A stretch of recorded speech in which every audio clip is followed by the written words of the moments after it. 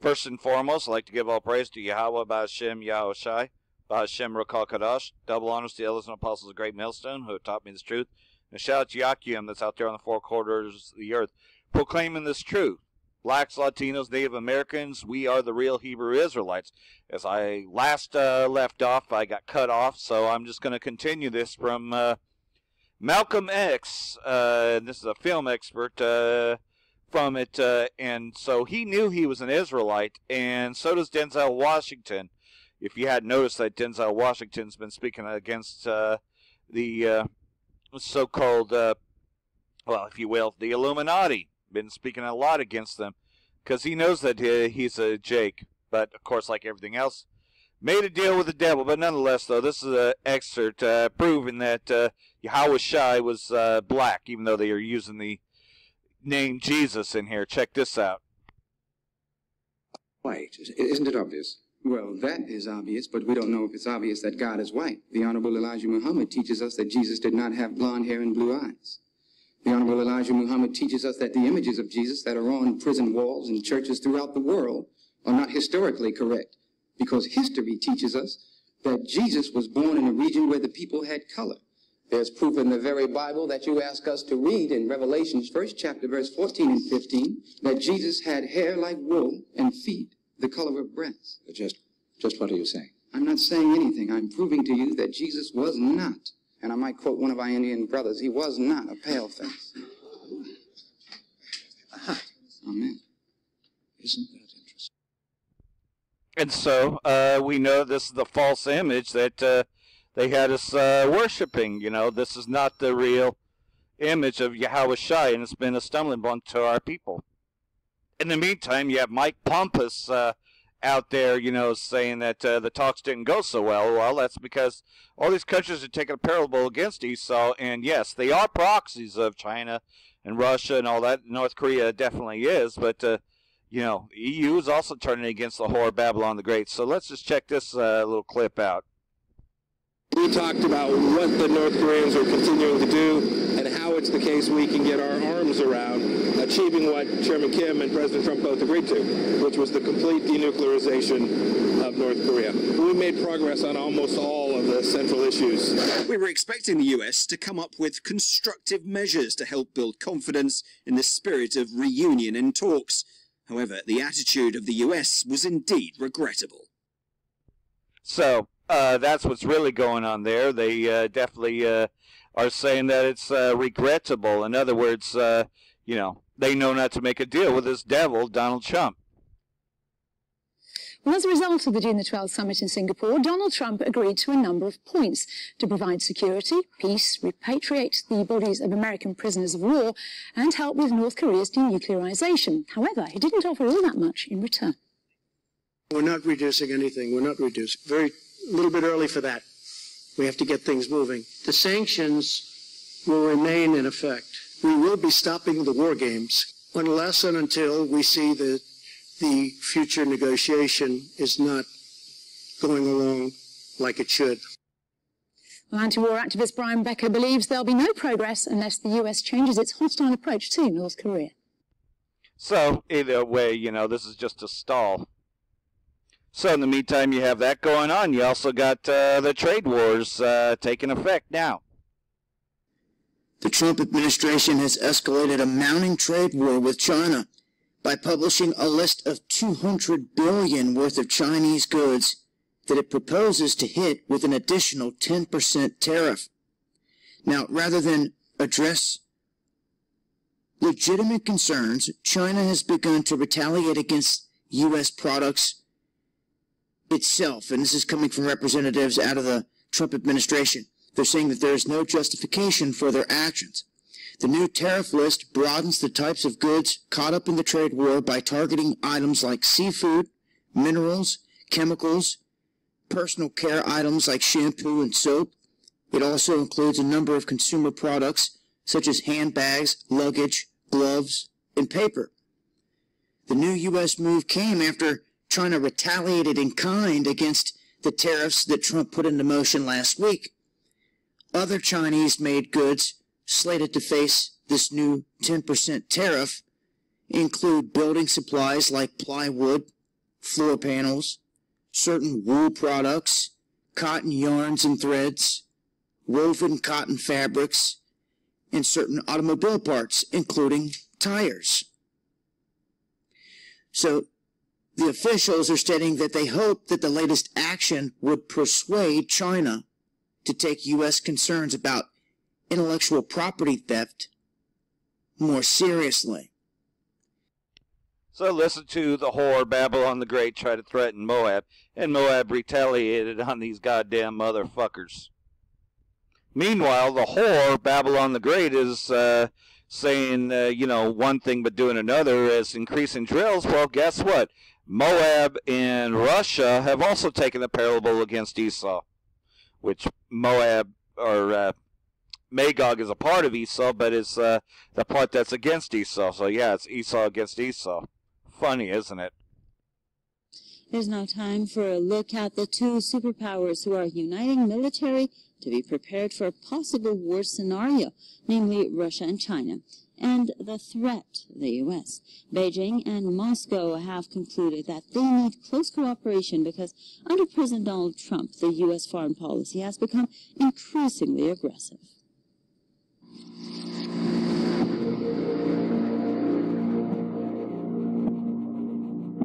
China has a very powerful military, and it seems very serious about making it more effective. The People's Liberation Army has recently unveiled advanced weapons and military hardware. 2 state-of-the-art warships with long-range air defense and anti-submarine capabilities are just some of the latest additions to its naval fleet. This is China's first domestically built aircraft carrier. The massive vessel was launched last year as part of an extensive program to modernize the armed forces. The aircraft carrier is considered the symbol of Beijing's determination to boost its defense capabilities. Leaked internal military documents show Beijing is rapidly expanding its armed forces to protect its interests around the world. The documents say, as we open up and expand our national interests beyond borders, we desperately need a comprehensive protection of our own security around the globe. I think every power always must work on the assumption that war is a possibility. It hopefully is not desirable on anybody's part, but I think every country has to have contingencies.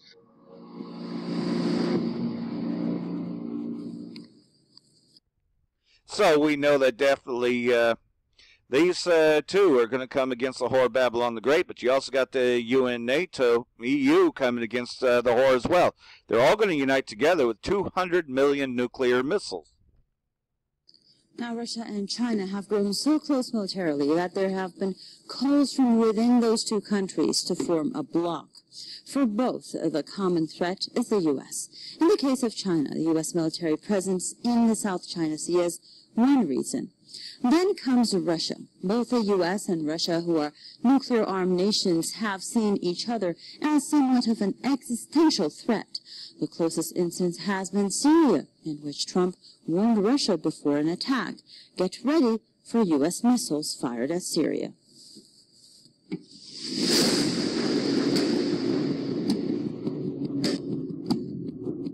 The growing military might of the Asian power is causing jitters in Washington. The United States has made no secret of its concerns about China's expanding global role. The U.S. has long viewed China as a geopolitical threat, and now the U.S. may have more reason to worry. The Asian power is getting closer to Russia in a bid to counter global threats. The Chinese defense chief recently pledged full support to the Russian army. Some observers believe the two countries have decided to work more closely because the United States has intensified its threats against them. Given the provocative way that I'm sorry to say that U.S. forces have been behaving with respect to areas of vital concern to both Russia and China, almost as though American policymakers desired to push Russia and China into each other's arms, it is not unexpected that those two countries will be working very closely together. Beijing and Moscow seem to have concluded that they need the close cooperation because under President Donald Trump, U.S. foreign policy has become increasingly aggressive. It's something I think people in Washington need to take very, very seriously. This is. So either way, though, these two countries definitely will destroy America alone, but you got a lot more coming at America, Babylon the Great, the high place of Esau, Edom. So here's America's rhetoric about China, because they know, though, that they won't stand a chance. The end is coming near for Esau, and that's a good thing. In the U.S. Capitol, there's a clear sense that China threatens American security. Yeah, fuck America.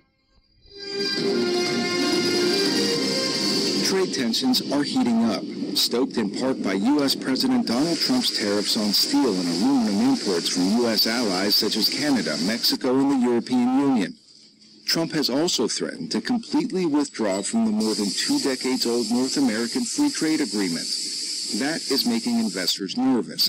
I assure you that the threat China poses is real, and that the dangers we worry about are already taking effect. Our inaction can only have negative consequences, and we need to aim to prevent any future negative consequences to our country. Lawmakers worry about China's advances in defense-related technologies, such as artificial intelligence and robotics. But in Silicon Valley, there's a greater worry that a crackdown on Chinese investments will hinder growth and innovation. But they don't want to see it happen through tariffs that have the impact potentially of just vastly shutting down trade, or policies that take some kind of a sledgehammer approach to investment, which by and large from China here has been beneficial. Here, at what is billed as the first U.S.-China summit on AI technologies, the focus is on finding common ground. People here say both countries are pushing forward on AI applications in areas such as healthcare, automobiles, and drones. And that's the big one, because that's the mark of the beast. The RFID implant. Don't you see that they are purposely doing this so that way China could become the new superpower on artificial intelligence? Do you get it now? Job losses in the U.S. He knows and understands in a very visceral sense the challenges that face the American people. And I suspect that he will continue to push the agenda of better conditions and better outcomes for American workers. But the consequences of a trade war are likely to be worse than the problem Mr. Trump wants to solve, says Bankrate's Mark Hamrick on Skype. I really see the threat of trade disputes and those that are actually occurring as having two simple basic impacts on individuals, and that is higher prices, inflation, as well as slowing growth. And that is not only for the United States, so that's a global impact. Business interests in both China and the U.S. are hoping cooler heads will prevail. But with the U.S. also at odds with its trading partners in Europe, Canada, and Mexico, trade experts say the continued posturing and the back-and-forth threats could depress business and consumer confidence, potentially erasing the improving employment picture and years of economic gains. Milar Sega for VOA News, Washington. So anyhow, the purpose is to crash the economy so they can bring in the one world government, the mark of the beast, which we've been prophesying. It is the chip, the RFID implant. So I hope all this has been edifying, and like everything else, though, we just pay attention to these events. As all those other things are distractions, these false flags and shit like that, it's just keep you distracted from the bigger picture. Oh yeah, America, Babylon the Great, Esau, Edom, will be destroyed in 1 hour.